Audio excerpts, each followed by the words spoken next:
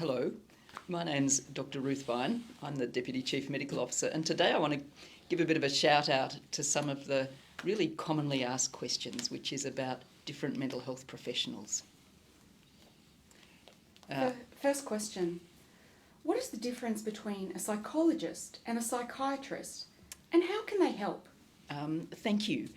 Firstly, there are some similarities. So both psychologists and psychiatrists should be really good at listening and understanding how a person thinks, their moods, where they've come from, and to some extent their behaviour. And both look after and work with people who are experiencing emotional distress, mental illness, times of crisis. But there are some important differences. So a psychologist has done an undergraduate degree, usually a degree of at least 4 years, and there are different sorts of psychologists. So there are clinical psychologists, forensic psychologists, educational psychologists.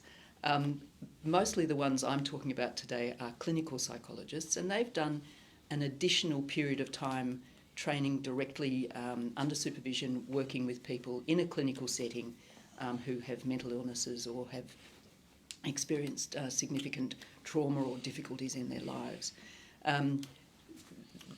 They all continue to do training and continue their professional development, and they're all regulated and registered through the Australian Health Practitioners Authority, APRA. Psychiatrists start by doing a medical degree and then do an additional 5 years training, and that training encompasses special areas like exposure to children and adolescents or older people, or a forensic psychiatry term. And sometimes psychiatrists will go on and do further specialisation in those areas. Psychiatrists are different from psychologists because although we both look after people with mental illness and we both provide types of therapy, psychiatrists can also prescribe medications and because they've done a medical degree, also understand the interaction, if you like, between physical problems and mental health problems. But there are similarities, and they're both really skilled and both provide, I think, excellent care, well regulated and of a high standard. Second question. What is the role of a mental health nurse, and how can they help? Right. Well, I have to start by saying that I think mental health nurses are terrific, and I'd like to give a shout out to any mental health nurses who are listening because you just do such a fantastic job. So a mental health nurse is a person who's done nursing. In Australia, all mental health nurses have done an undergraduate normal, general nursing degree.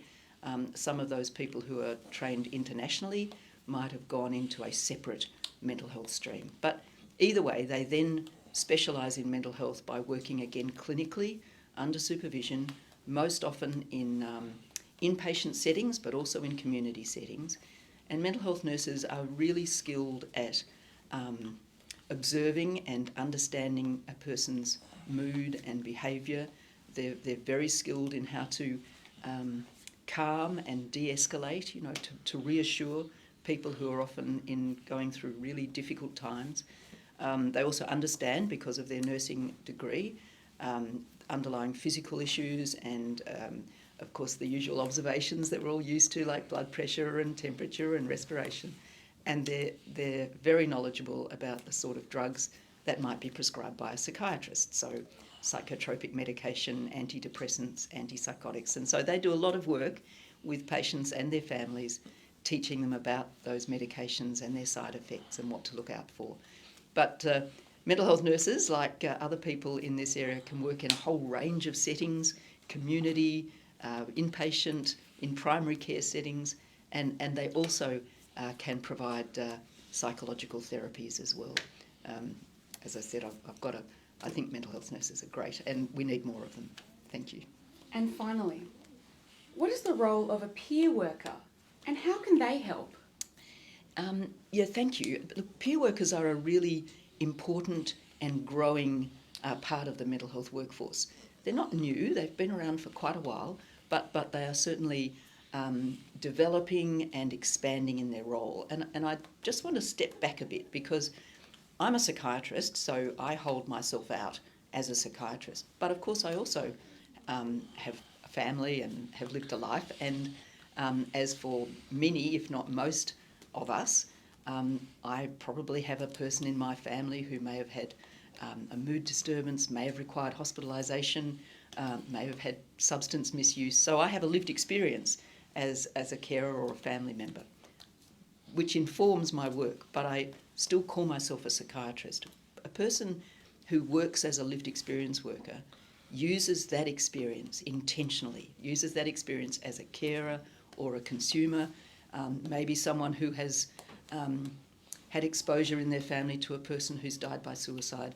They use that experience and bring that to their work to be able to empathise and listen to and explain to others who are going through similar experiences what's happening, what the system is like, what they might expect of themselves and others as time passes. So peer workers or people with lived experience can work, again, in a range of settings. So in inpatient settings and community settings, and those settings are expanding. I think we're also expanding, which is absolutely terrific, expanding the sort of, if you like, career structure of those with lived experience and expanding the roles. But really, as I said, the important thing is that they bring intentionally their experience into the work environment. It's a really important and growing part of our workforce.